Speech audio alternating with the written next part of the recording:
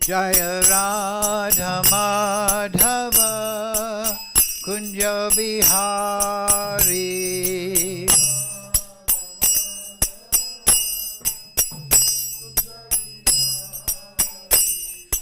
Gopi Jana Vallabha Girivaradhari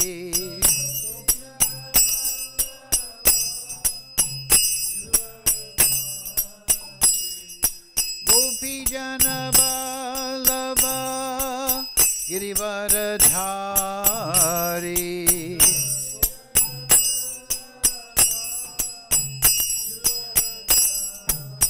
Yasodanandana Vraja Janaranjana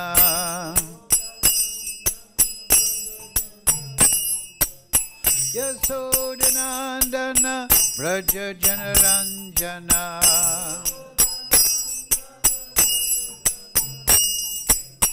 Yamuna Tira Vanachari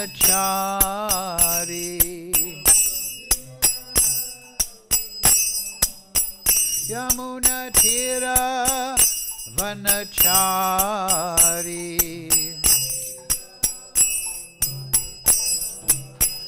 Jaya Radha Madhava Kunja Vihari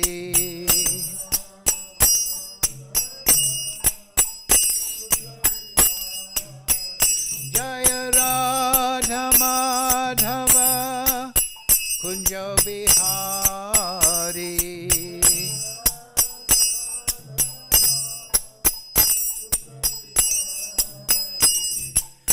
Gopijana Vallabha Girivaradhari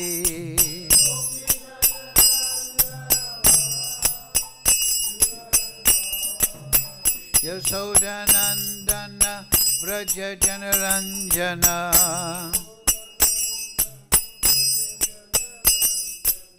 Yasodanandana Vraja Janaranjana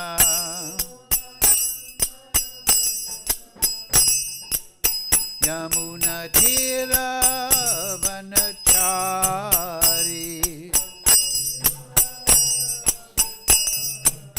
Yamuna Tira Vanachari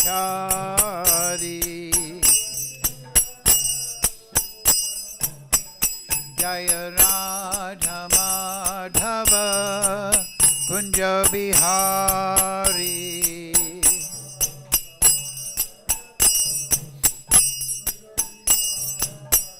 Jaya Radha Madhava Kunja Bihari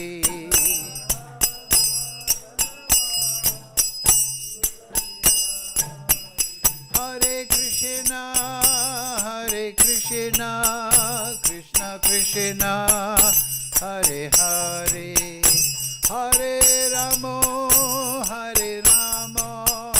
Ramo Ramo Hare Hare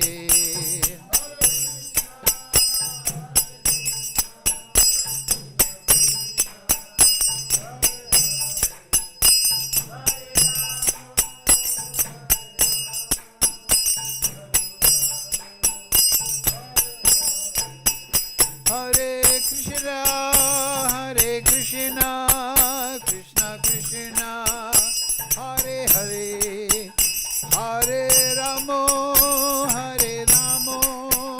Ramo Ramo Hare Hare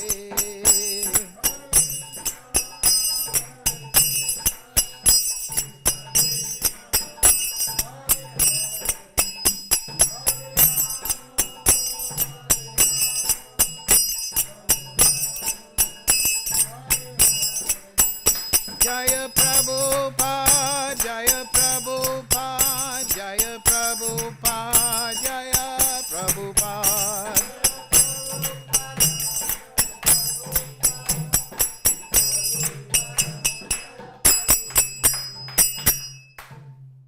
Jai Vishnupad, Paramahamsa Parivakadhyasta, Sishimad, His Divine Grace, Sri Lacy Bhakti Vedanta Goswami Maharaj, Srila Prabhupada Ki Jai.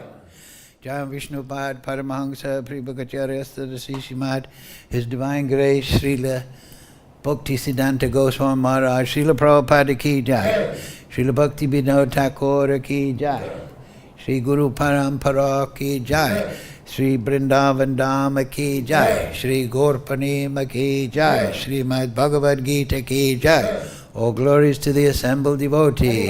All glories to assembled devotees. All glories to Sri Sri Guru and Gauranga. Go Premananda Hari Hari Bo. Om Namo Bhagavate Vasudevaya. Om Namo Bhagavate Vasudevaya. Om Namo Bhagavate Vasudevaya. Om Namo Bhagavate Vasudevaya. All together, please. Om Jnana Timirandasya Ganandana Salakaya Chakshurun Militam Yena Tasmai Shri Gurave Namaha Shri Chaitanya Manobishtam Stapidam Yena Bhutale Swayam Rupa Kadamayam Dadati Swapadantikam Vandeham Shri Guru Shri Uktvā Parakamalam Shri Gurun Vaishnavamscha Shri Rupam Sagrajatam Sahagana Raganatam Vitam Tam Sajivam Sarvetam Savadutam Prijana Sahitam Krishna Chaitanya Devam Shri Radha Krishna Padang Sahagana Lalita Shri Vishakam Vitamscha He Krishna Karana Sindhu Dina Bandhu Jagatpate Gopesha Govika Kanta Radha Kanta Namostute Tapcha Kanchana Gaurange Radhe Vrindavaneshwari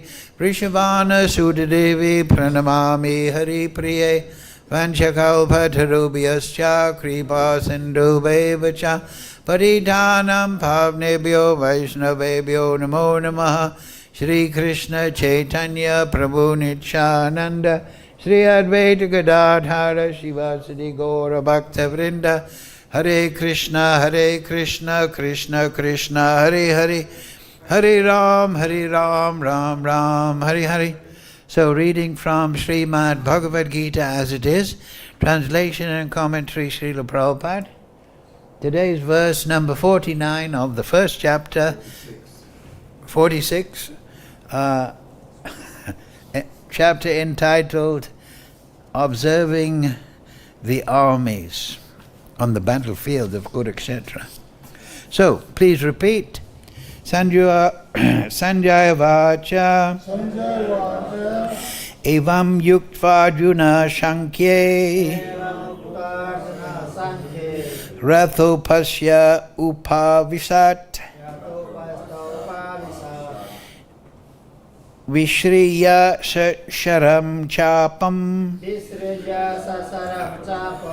śoka-saṁvigna-mānasaḥ Sañjaya evam uktvārjunaḥ saṅkhye rathopastha upāviśat visṛjya sa-śaram cāpam śoka-saṁvigna-mānasaḥ. Okay. Sañjaya vāca evam uktvā Arjuna saṅkhye rathopastha upāviśat visṛjya sa-śaram cāpaṁ śoka-saṁvigna-mānasaḥ. Sañjaya vāca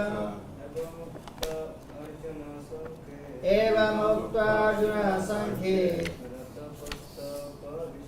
rathopastha upāviśat visṛjya sa-śaram cāpaṁ śoka-saṁvigna-mānasaḥ. Okay, ladies.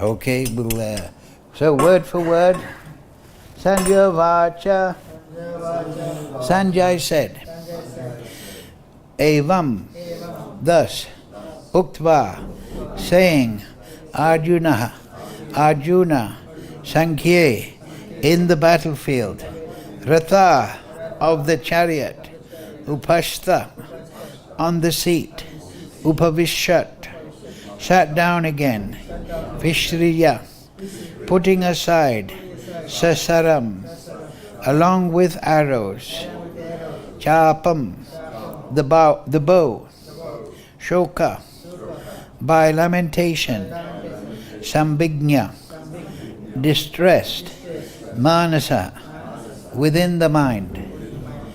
So, translation, Srila Prabhupada, Sañjaya said, Arjuna, having thus spoken on the battlefield, cast aside his bow and arrows, and sat down on the chariot, his mind overwhelmed with grief. Please repeat. Sañjaya said, Arjuna, having thus spoken on the battlefield, cast aside his bow and arrows, and sat down on the chariot, his mind overwhelmed with grief. So, short purport here from Srila Prabhupada. While observing the situation of his enemy, Arjuna stood up on the chariot, but he was so afflicted with lamentation that he sat down again, setting aside his bow and arrows. Such a kind and soft-hearted person in the devotional service of the Lord is fit to receive self-knowledge. Thus end the Bhaktivedanta purports for the first chapter. Yes. So, Mukam karochi vācālam bhangam laitegarim yat kripatamaham vande Sri Guru dinatarinam. Uvāca, evam uktvārjunaḥ saṅkhye rathopastha upāviśat visṛjya sa-śaram cāpaṁ śoka-saṁvigna-mānasaḥ. Sañjaya said, Arjuna, having thus spoken on the battlefield, cast aside his bow and arrows and sat down on the chariot, his mind overwhelmed with grief. Yes, so the very interesting situation now. This is the conclusion of Arjuna's argumentation. I would not like to fight. I should not fight. I will not fight. And see the translation of Srila Prabhupada there.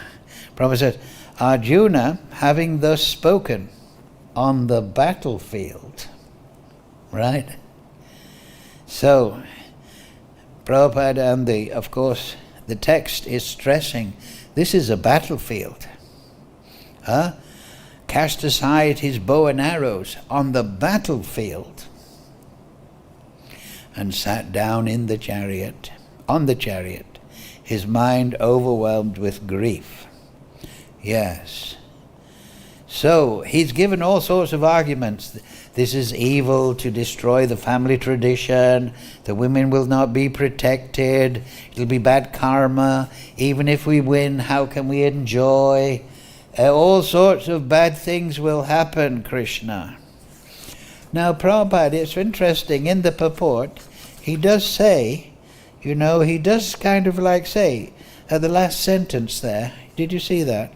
Such a kind and soft-hearted person in the devotional service of the Lord is fit to receive self-knowledge.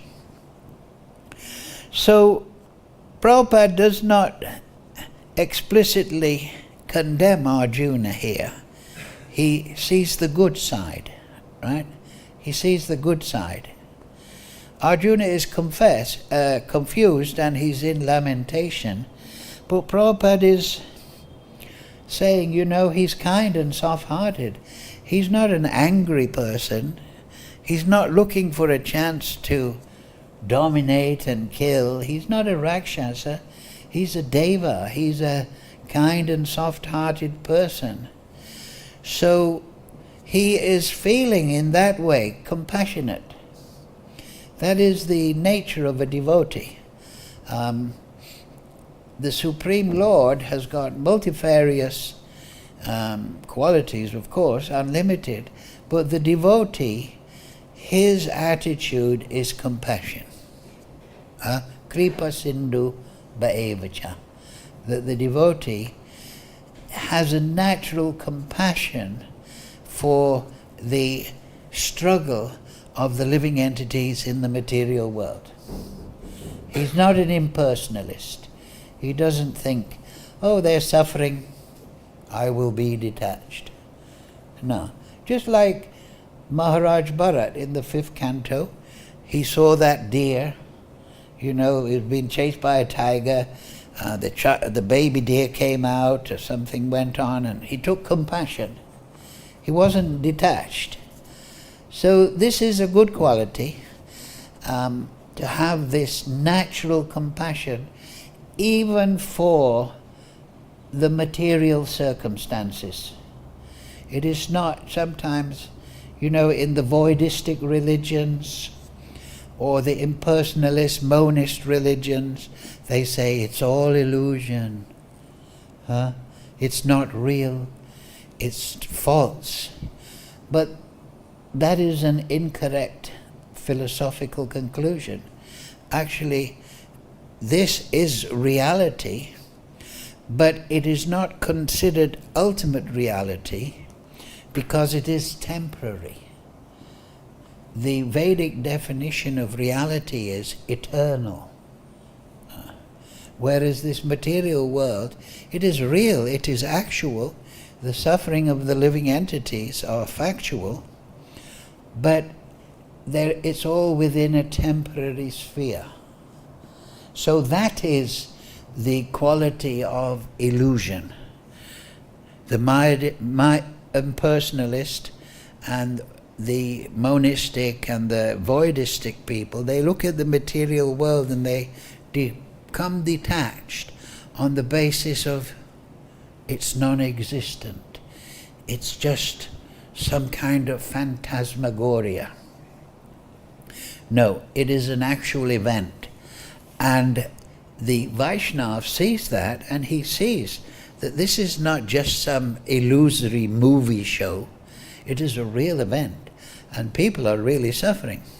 So the Vaishnava embodies the merciful attitude of the Supreme Lord. The Supreme Lord, he is full of unlimited bliss, and yet he is perfectly cognizant of the sufferings of the living entity. Later on in the Gita, Krishna criticizes those that perform great bodily austerities. He says they torture the supersoul within. The supersoul becomes tortured by the extreme austerities.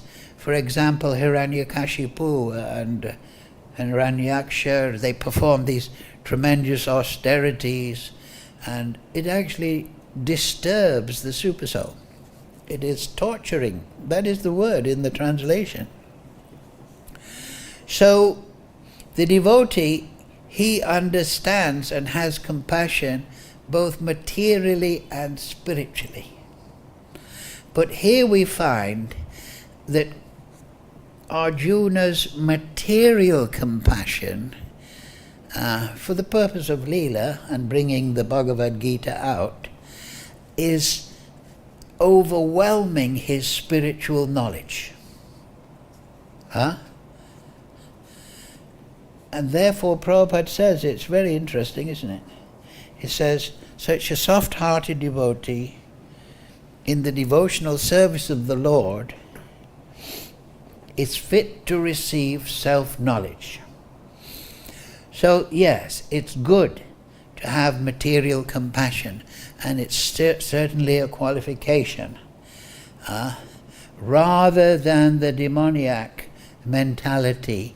When I see the weaknesses of others, I try to exploit it for my own material self-aggrandizement. And in the extreme cases, they take pleasure in the suffering of others, right? the sadistic mentality, and they pursue sadistic behavior in all sorts of spheres. So the devotee is not that.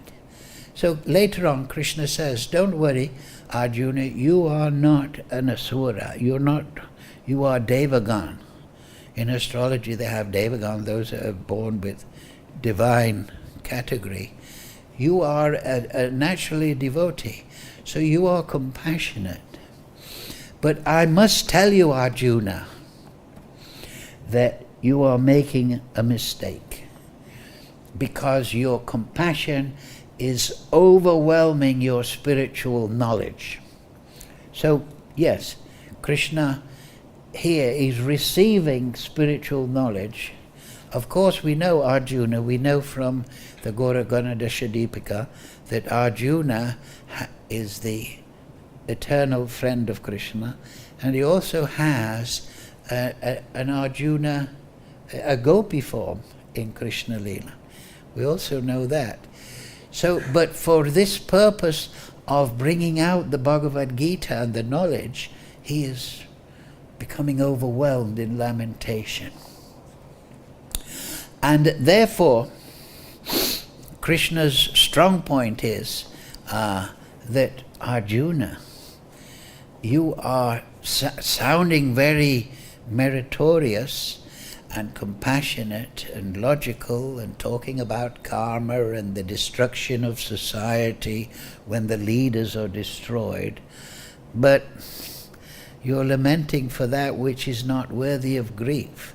You're sounding very learned, but actually you're missing the real point, Arjuna.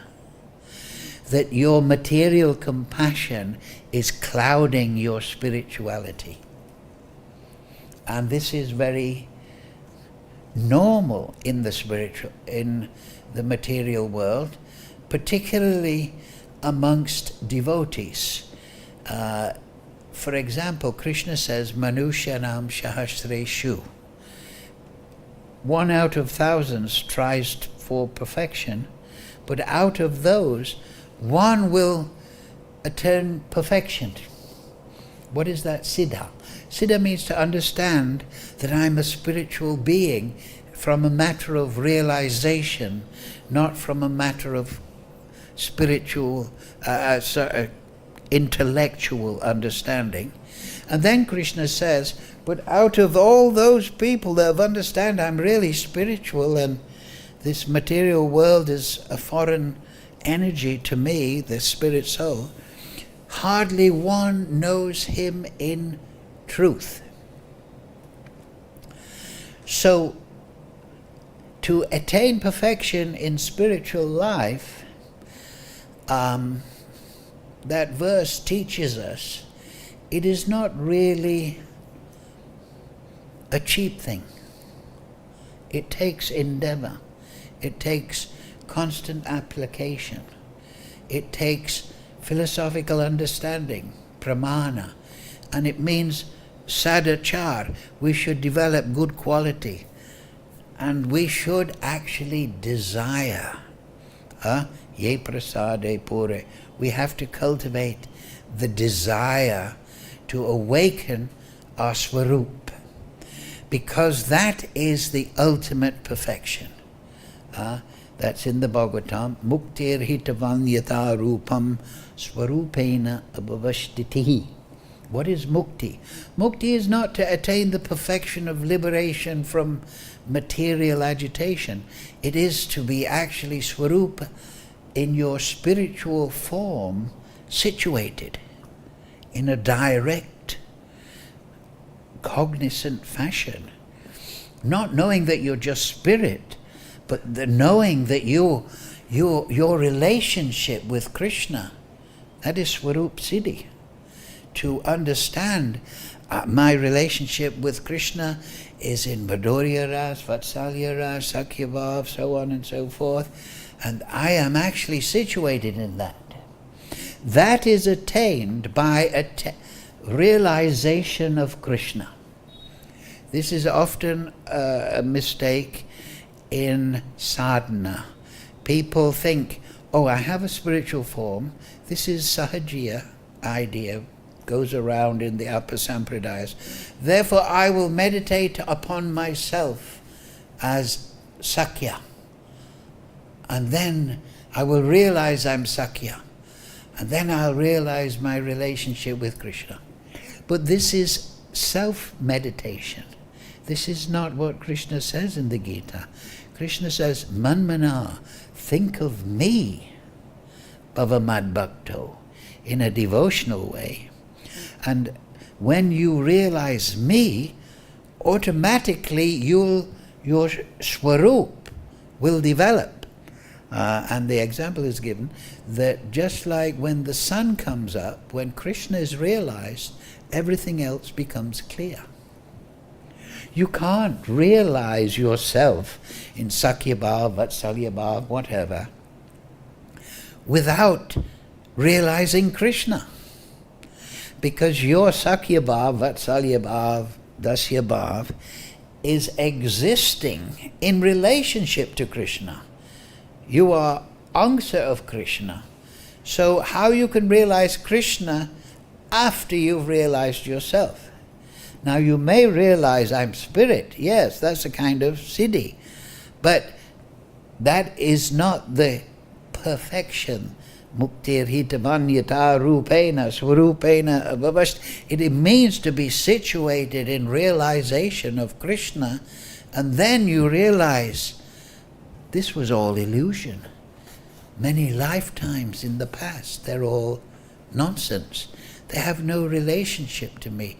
It was all a temporary phantasmagoria that was capturing my attention. So that is the real point of self-knowledge. That is the real point of the Vedas. Vedanta krit vedavid eva chāham. I am Veda Anta.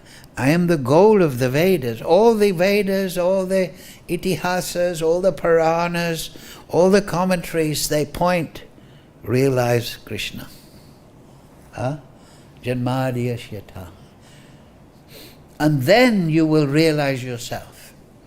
So when we hear different philosophies in Vrindavan, different sañjaya, upper sampradayas, we should always bear this in mind. Are they meditating on themselves in an imaginary way, or are they trying to get the grace of Krishna?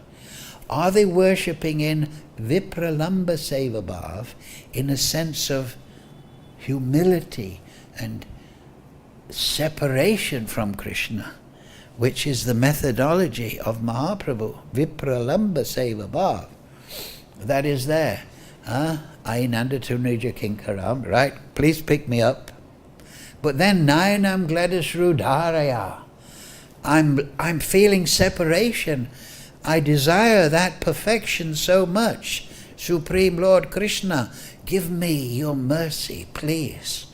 And whether you cast me aside or embrace me, I don't care. But just give me that separation. Give me that realization that I desire of you and my relationship.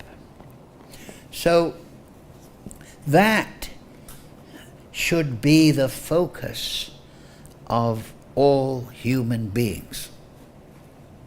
Yes, manushanam sahasrashu, but all people should be educated, society should be organized so that everyone is in a funnel leading to that point where they realize, yes, now I understand what varnashram is about.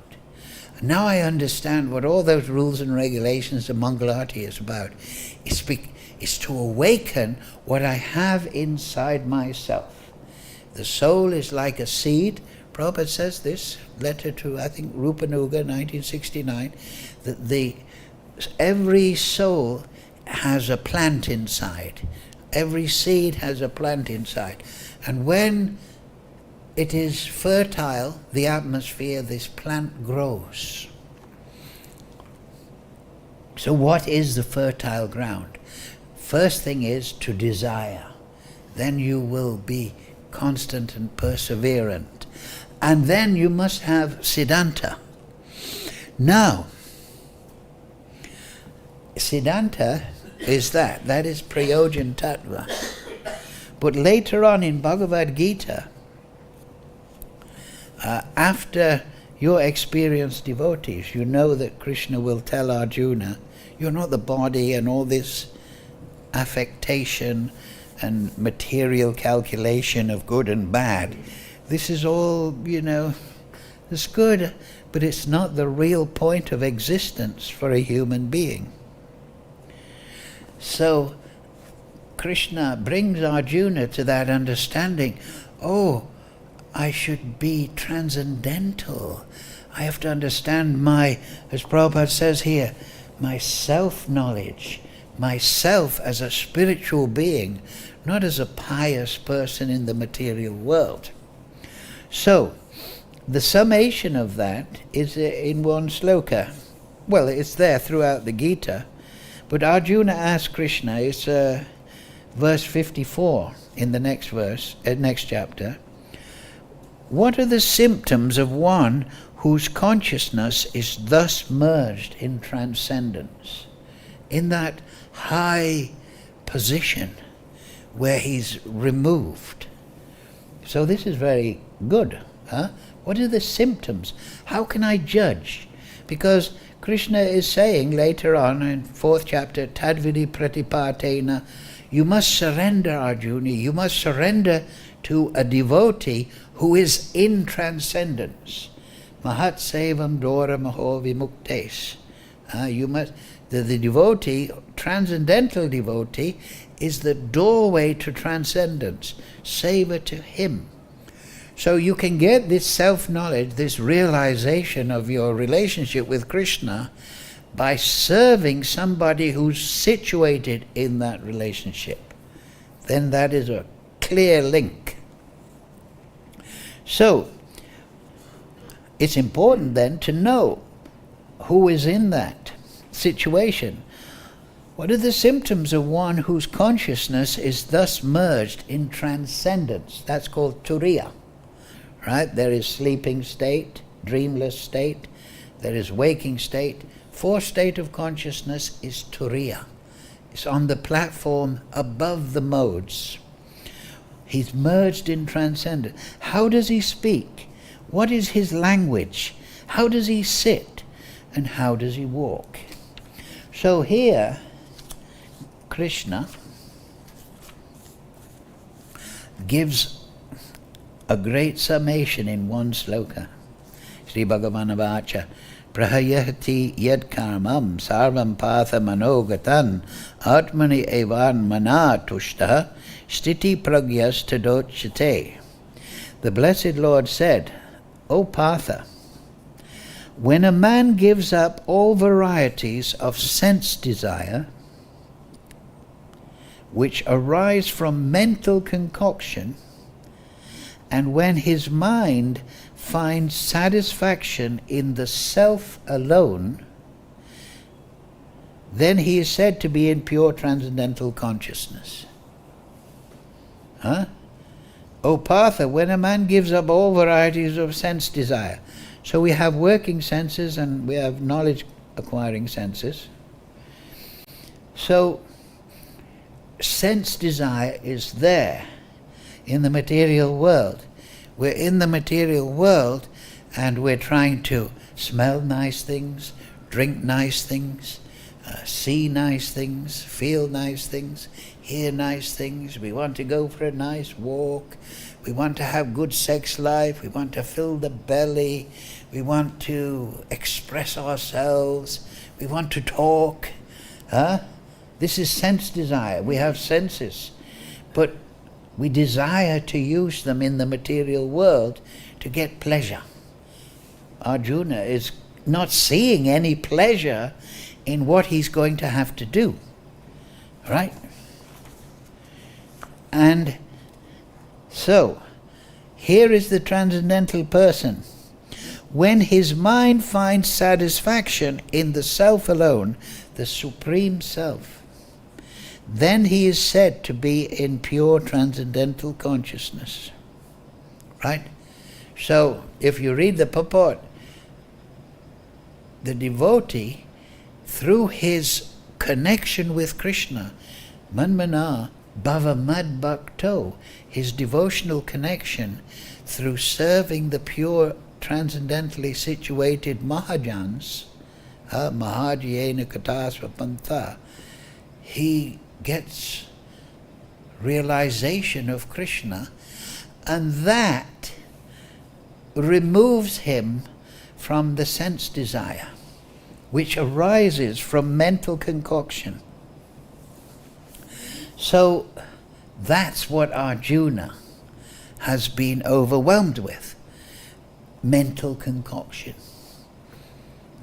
The laws of material karma, the laws of family tradition, killing, I won't enjoy if I have to kill my cousins and all that.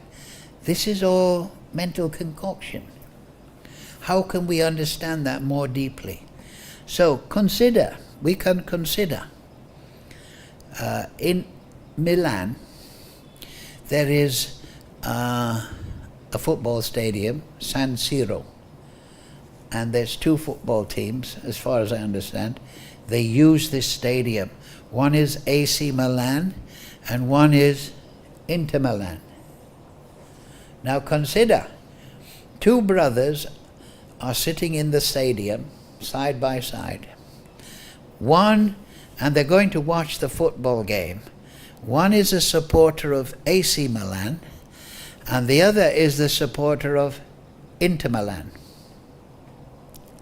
So, the brother who's supporter of AC Milan, what's his desire? He wants AC Milan to win. Why? Mental concoction. Somehow or other, in his mind, through the urging of his friends or his uncle or his mother or father, he's taken that team as the best team in Italy. And he wants that one to win. But his brother is brought up in the same house. Somehow or other, he has adopted Inter Milan as his team. Why? Mental concoction. Same rhythm. Why is one AC Milan? Why is the other Inter Milan? Choice. Calm. Desire. We are vibhinangsa. We can choose this or that. So they're sitting there, and one is, Inter's the best team. We're going to win. Rah, rah, rah. And his brother is going, no, AC Milan is best. We're going to win. And they're both in mental concoction. The game progresses, and Inter Milan wins. How does the devotee of AC Milan feel? They're watching the same game, right? They were shouting in the same game, they saw the same game, but the supporter of AC Milan, he's lamenting. Oh, when I go to the factory this week, everyone be laughing at me. The Inter Milan fans, they'll say, your team's useless, we beat you 3-2. But then the Inter Milan fan, his team has won. Oh, come on, let's go and have some vino. Let's go and have some spaghetti. Don't worry, next year you may have a chance. But I told you which was the best team. Why is he in that mood? Mental concoction. They watch the same game, but the same reaction? No. So this is the material world. This is why Bhakti Vinod, he wrote that song, Jeev Jago Gora Chandra Bole, Pisa Chire Kole. Wake up, sleeping soul. You're lying asleep in the lap of Maya. You're Inter Milan, you're AC Milan. You think you're a man, you think you're a woman, you think you're a material product, you're from Orissa, you don't like the people from Bengal, you're from this side of the tracks, you're from that. It's all mental concoction. It's all taking up the emotion and it is just entered into the avidya shakti. So, got another sloka for you here that is also a key sloka that Prabhupada often quotes from the Vishnu Puran, Vishnu Shakti Para Veda. Para, Prokta, Para. Para, Prokta. This is Vishnu Puran, and this is explaining also in nutshell form what this illusory idea is. Vishnu Shakti Para Prokta Kshetragyam Yagya Tata Para Avidya Karma Sañjaya Tritiya Shakti Ishyate. The internal potency of the Lord Vishnu is spiritual. That is transcendence. That is purely transcendental, as verified by the Shastra. There is another spiritual potency known as Kshetragyan, or the living entity. That's you and me, Jivatma, the soul. And the third potency, which is known as nescience, makes the living entity godless and fills him with fruitive activity. Right? Nescience. So 3 divisions of the energy of the Supreme Lord. There is the spiritual energy, wherein which everyone is eternally situated in their spiritual form, and they're reciprocating with the Supreme Lord in love, in bhakti. Bhagavan, bhakta, bhakti, bhava. That's the spiritual world. And the living entity, the Jivatma, he is in that. And they are relating to the Supreme Lord in Yogamaya, enjoying all sorts of activities, loving activities, considering Krishna is my friend, Krishna is my dependent, I should give advice. They're having, and there's a constant progressive leela, but the sense of time is absent, material time, which is a binding upon us, that is absent in the spiritual world. But here, there's a third potency, the material potency, which is known as nescience, Mahamaya. The living entity is not under Yogamaya. Yoga means that energy which gives connection to Krishna. The living entity in the material world is under the potency which gives forgetfulness of Krishna.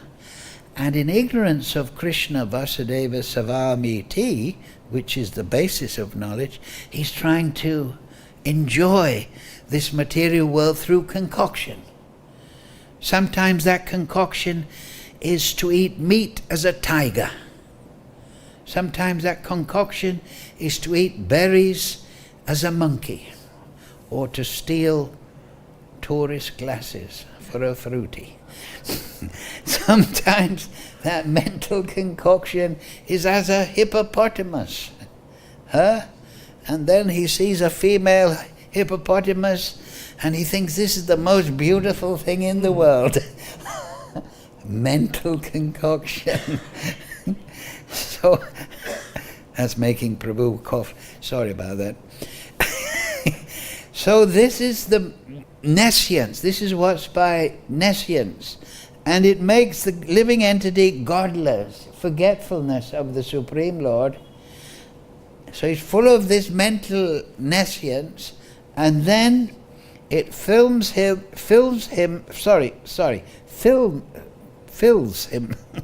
with fruitive activity, karmic activity.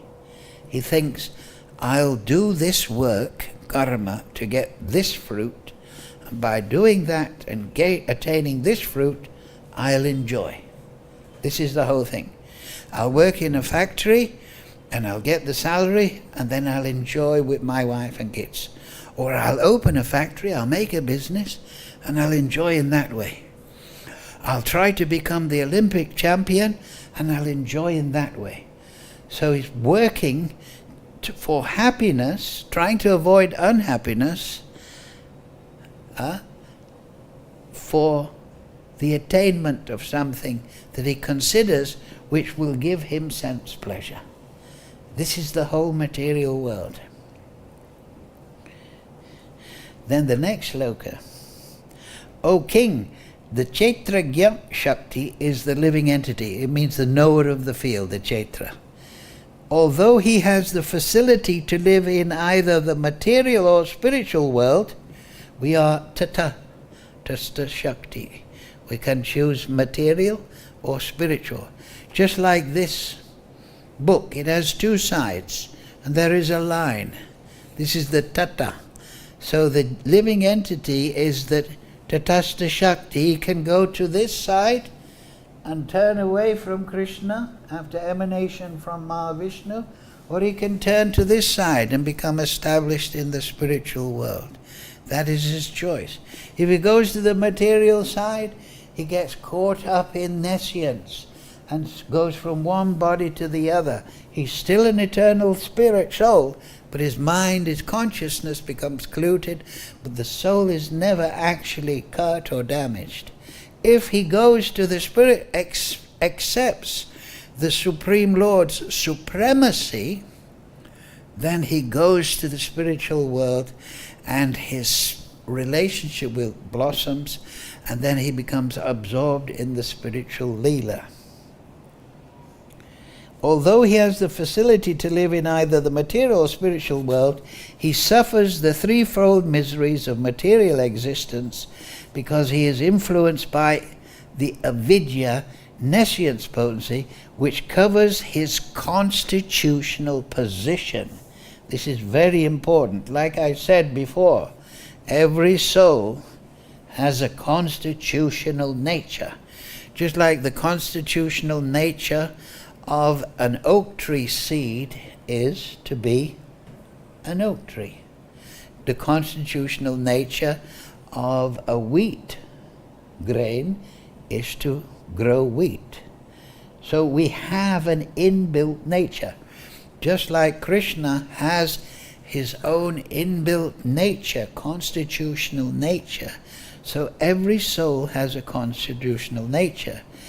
But it's covered when we're not acting in that constitutional nature in relationship to Krishna. We can't turn to the material energy, and then what do we undergo? The threefold miseries. Mind and body miseries, miseries from other living entities, and then miseries from the material atmosphere. Too hot, too cold, earthquake, tsunami, whatever. So we undergo those miseries. And they eventually give us frustration. And we search for a spiritual alternative when we are in the human body. The animals cannot understand that. The devas are enjoying mainly materially, and so the austerity of sadhana bhakti, regulative principles, chanting, meditation, studying the Shastra, that's nice. We do it as a cultural thing. We have our Sankirtan parties in Swagaloka, but really, look at those apsaras. They sing so sweetly.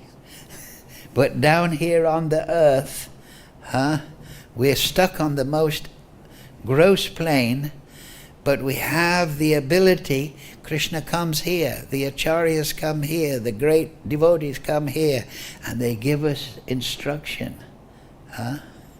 So it's interesting here. And one of the instructions is, like I said in that verse 56, when a man gives up all varieties of sense desire which arise from mental concoction, this is samsara.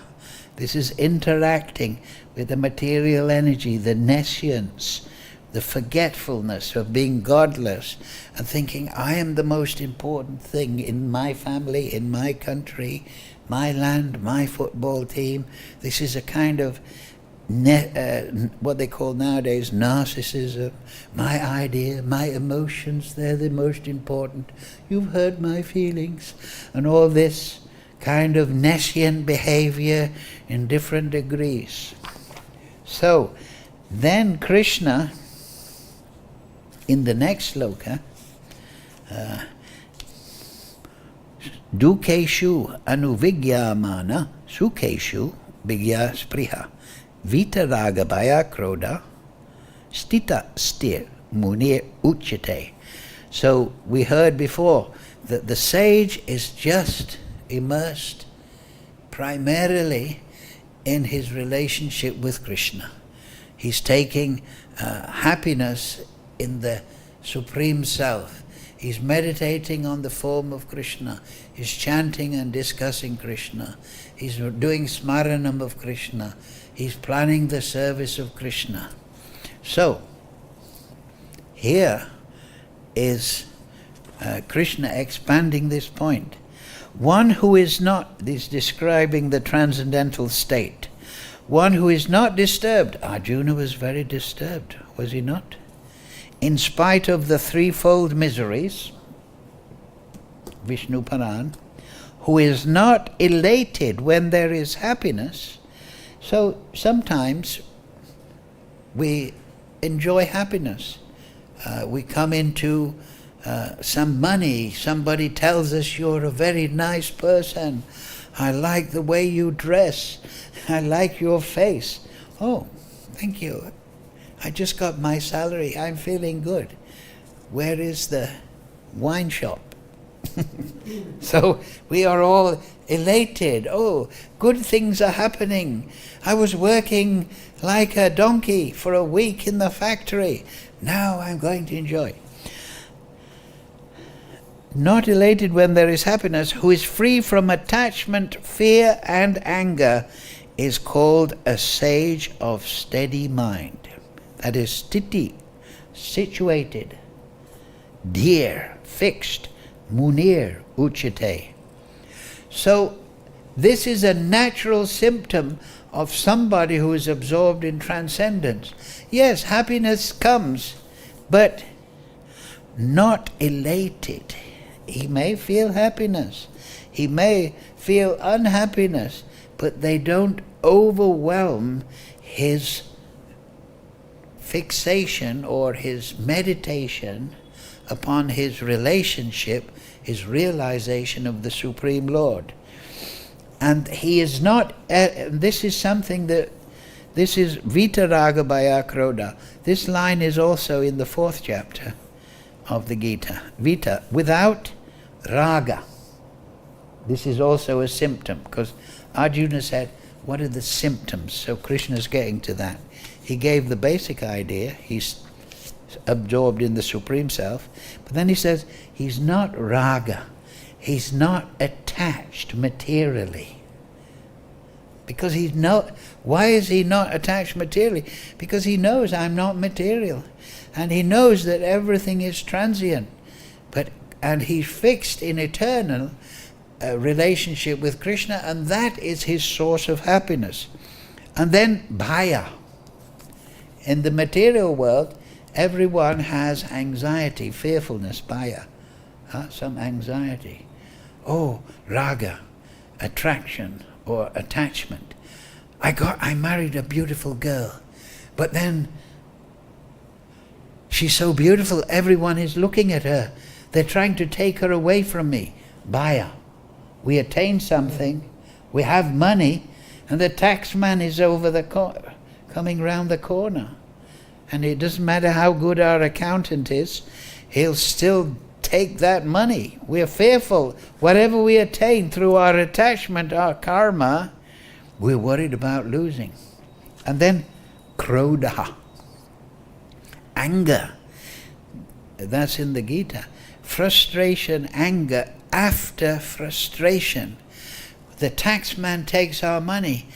The wife leaves us and gets a alimony. This doesn't happen so much in India, but they get the house and the children, and they get an income, and they think, kick the old bastard out, I'll get some nice new model. And so the man becomes krodha. So different forms of krodha, frustration. And therefore you find that materially engrossed people, sitting on the park bench, bitter. My wife, she never washed my clothes properly. My children didn't become doctors, they became druggy hippies. They joined the Hare Krishna movement. Nobody's looking after me. So bitterness and anger, krodha. Anxiety, I'm going to die. What's it all been worth, But still attached. So this is very interesting because it has also a spiritual aspect. Attachment, rag, means that we don't want spiritual life because out of our nescience we think that material endeavor will give us happiness. So we become, as it's in the Bhagavatam, manda, sumanda. We're lazy about spiritual things. Spiritual things, lazy through attachment. And then when we take to spiritual life, sometimes we take to it because I want to just not be a person. This material world was so awful, bhaya, and in the spiritual world I'm going to be a person and I'm going to have to serve somebody? No, I prefer monism, where I will just vibrate in bliss. Or voidism, I'll enter the nothingness and non-exist. And that is krodha. That is spiritual life in krodha. I'll end my existence. Suicidal in spiritual life. Just like in krodha, in the material plane, people sometimes, I can't take it anymore, and they put their anger upon themselves and they become killer. They kill themselves, suicide. So this suicide, krodha, in spiritual life means that I want to non-exist. And I don't like the Supreme because I've suffered. There's this krodha. So this raga, dvesha, attraction, repulsion, raga, this pita raga, bhaya, fearfulness, anxiety about the material world, anger about the material world, it also translates into spiritual philosophy.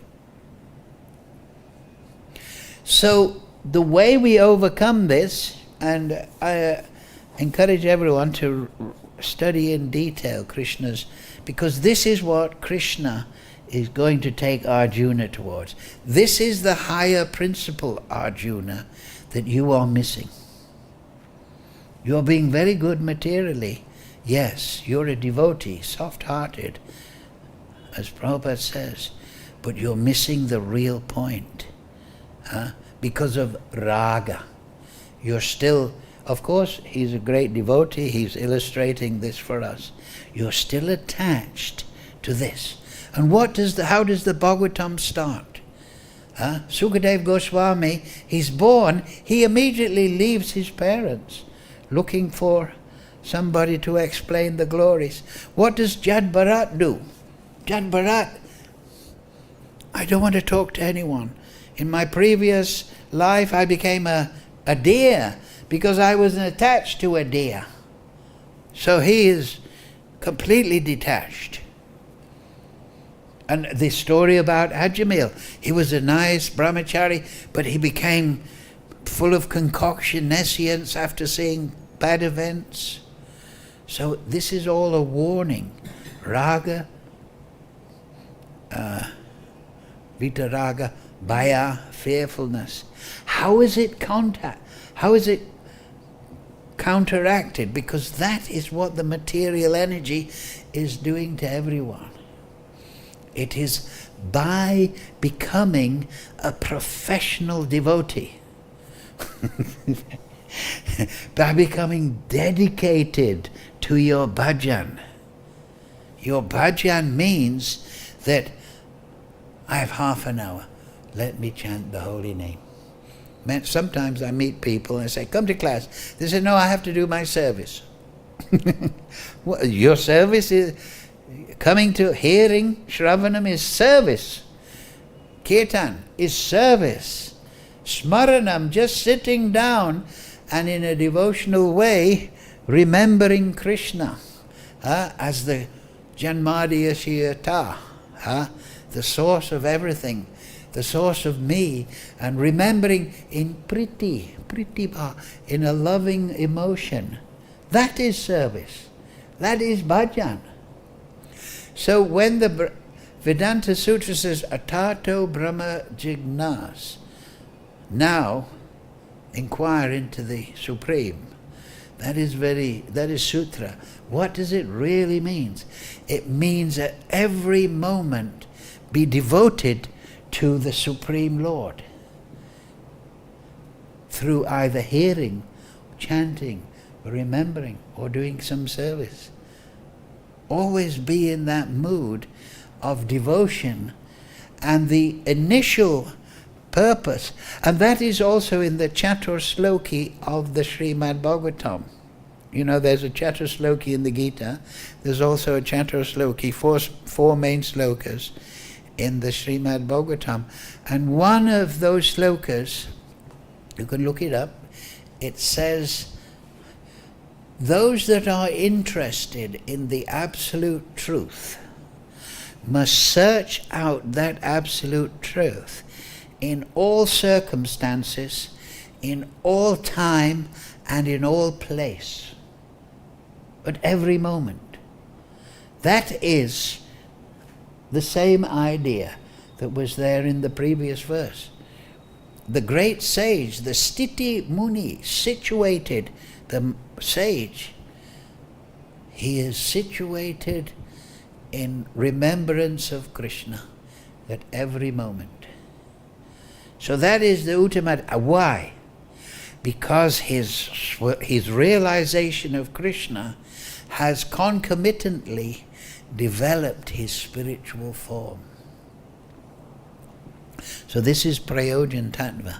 This is the goal. This is the necessity.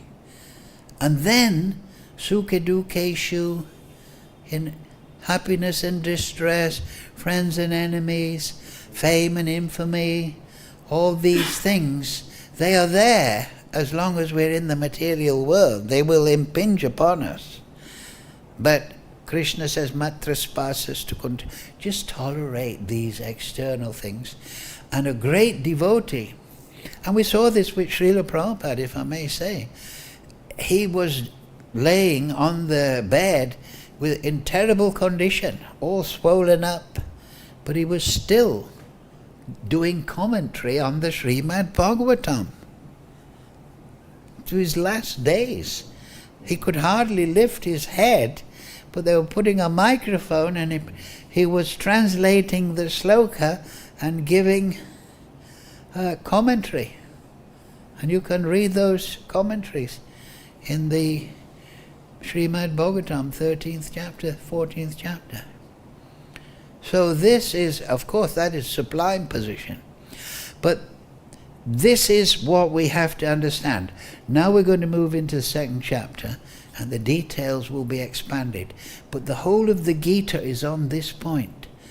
Sarvadharma parijajya. Give up all this nescience, even though it is very good, varnashrama, your material duties, perform them. But always Arjuna, don't be overwhelmed by unhappiness. Be fixed in surrender to the Supreme Lord. And that is how the Supreme Lord is realized.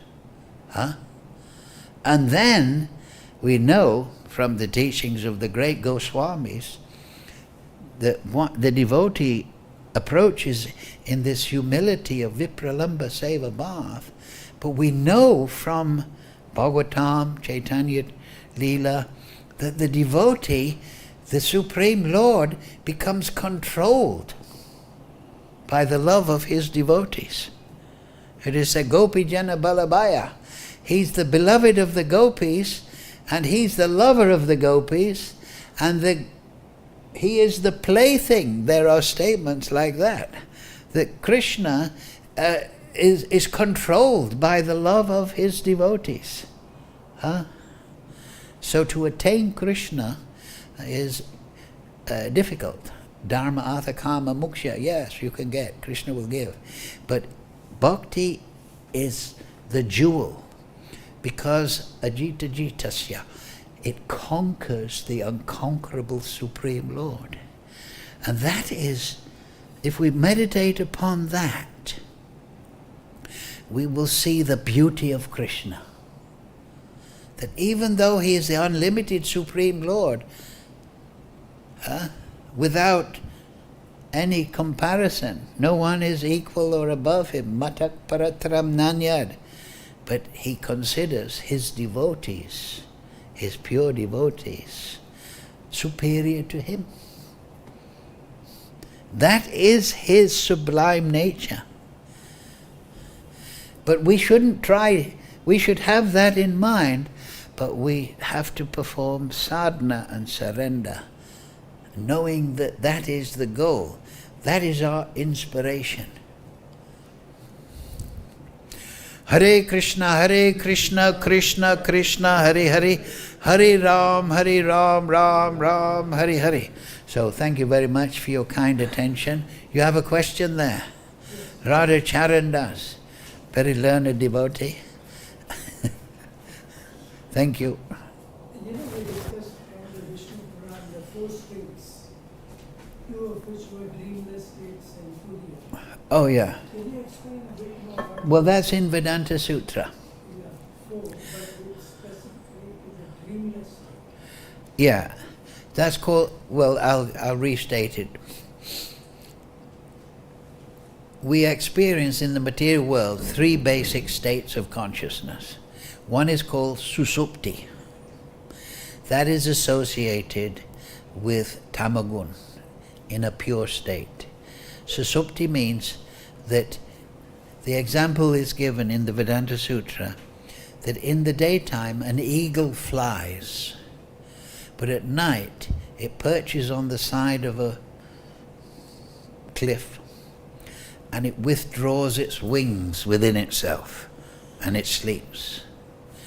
So susupti is dreamless sleep. The consciousness which was active in the material world, or the material phenomena, the soul goes back into itself and it refreshes itself. And it's a form of Brahman. So in the Vedanta Sutra the question is asked, well, if the soul withdraws from the material world and goes into Brahman state, why he doesn't get rid of all his karmas? The example is given that just like a bottle of water, if you put it into a river, it will attain the same temperature as the river, but he's still encased in the bottle. So the soul goes into a Brahman state, but he's still encased in his karmas, in his body, in his desires, you see. But he is resting. And therefore, that's one of the way they torture people, right, isn't it? They don't allow them to sleep. And why? When we've worked very hard or traveled or we got jet lag, we think, oh, I gotta go to sleep, right? Because the material activity is distressful for the soul. So we have to go to sleep 4, 5, 6 hours, whatever, just so that I can get it together again. You understand? You understand? And sometimes we wake up and it shows that we were still conscious when in susupti. Because we think, wow, I slept like a rock or a log, right? That means my consciousness was completely folded up and I rested after working hard, after fighting in the street or losing the football game or whatever. I just went back to sleep and then I got up. But then the next name is called swapna. That is dreaming state. So it's called what the scientists call RME, rapid eye movement. When somebody comes out of susupti, when they're sleeping, they dream. And the sign of it is the eyelids start to flicker. Because the soul then, it's Rajagun. He's experiencing different desires, but he's also entering into a subtle realm where there may be different subtle beings assailing him, and he goes there, maybe dreams of his mother, or he goes to this place, or this, in different ways. And this is one of the things the mystics do, isn't it? They try to enter the dream state in a controlled way. That is one of the things. So that is swapna, dreaming state. And it is related to Rajagun. So in the dreaming state, often the desires or the remembrances or the experiences, they become activated. But also when we dream, sometimes we have experience of going to a place or remembering or seeing something actual, a color dream or something. We're entering into a subtle realm. So that is mode of passion. Then we also experience wakefulness. That is related to the mode of goodness. And then we see the external world, like we're all awake, and we assess things. Our mind, our intelligence is governing our thoughts. We're planning, analyzing, thinking, meaning we're cognizant, feeling, we're assessing, then we're desiring, and then we're performing activities. This is all done in the wakeful state, in this material world, but it's done under nescience, under godliness. We don't understand Vasudeva Savamiti, everything is the spiritual creation. We're under Marxism or the modern day scientism, and we're confused. Or I like these people, I don't like this. These people are good, these people are bad. This football team is cheating, they paid the referee, or else we would have won the football match. So we're in this nescient cloud. But then, it mentioned in Bhagavatam, the fourth state of consciousness is turiya. That means when one is actually sthiti, muni, one is actually able to enter the transcendental abode, the spiritual atmosphere. So that is the purpose of bhajan. Bhajan is to tune into that. So we hear about that spiritual abode from the Bhagavatam. We study the lives of the great pure devotees. We try to pick up their feelings, their ideas. And that purifies it. And meditate, and we start to desire entrance into that realm. And we do it constantly. We still are doing with our material things, but every day we're doing a little sadhana, a little this, and we're trying to remember transcendence. You see? So then eventually we're building up our realization and our perception of the spiritual world. And the best way to do that is by loving devotion, by surrendering to the pure devotees, surrendering to their instructions. It doesn't mean to say surrender in the sense that you have given up your independence. No, you're actually waking up your spiritual nature. And that's what Arjuna, when Krishna says surrender, he says wake up your spiritual nature and reciprocate with the Supreme Lord. So the devotee, he is realizing Krishna, but he's reciprocating. Yeyatam mam prapadyante. Now he's reciprocating, or the illusory soul, conditioned soul, is reciprocating with Krishna in the form of the material energy. In susupti, swapna, jagri. But then he's actually surrendered to Krishna in the sense, especially for sadhana, surrender. He's ready to listen to Krishna, Chaita Guru in the heart. So he takes the instructions of Guru, like Arjuna takes Krishna's instructions, and then he starts to realize the Supreme Lord within the heart. And then when he wakes up, he thinks, okay, what shall I do? Krishna, give me an inspiration. And then he's activated on the material plane, apparently, by a transcendental perception of the Supreme Lord. Another question. You know this modern thinking that if you think, Excuse me? Affirmations. Affirmation. Doing affirmations, or thinking that everything is happening for my own good. That's a kind of narcissism, right? Or the affirmation of what? Well, you mean... I'm good, I'm great, I'm blah, blah, blah. Yeah, well, those feelings come to the soul. I'm great, I'm center of attention, I'm wonderful. Because the soul is wonderful. Krishna says, some hear about the soul, but he's amazing, and this soul is amazing, the soul. Yes, everyone is special. Everyone is a hero. But the thing is, that heroism, that speciality, is fully expressed when the swarup is grown from the base of the soul. You understand? You understand? So, in this material world, that is in the 16th chapter. You know that Krishna describes the demoniac. And it's very interesting. I remember the first time I read this and I thought, wow, this is amazing.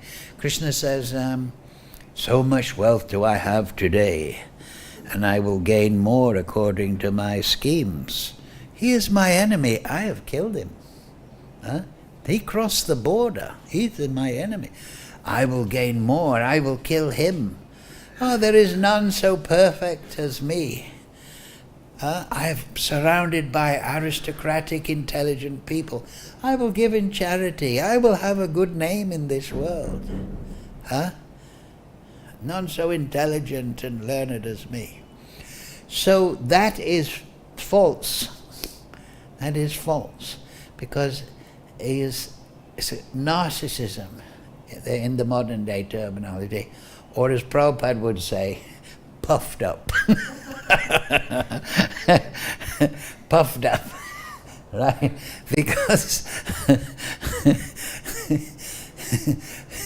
Prabhupada always hits the nail on the head of, puffed up, like a frog. Look at me, I'm the biggest frog in the pond. So then he's croaking, right? And then Prabhupada explained, right, that the croaking of the puffed up frog attracts the snake of death. He becomes swallowed up. So it doesn't matter if you're in charge of BlackRock or you're a central banker or if you're on the World Economic Forum or you're thinking you're the greatest thing. You're going to be swallowed up by the snake.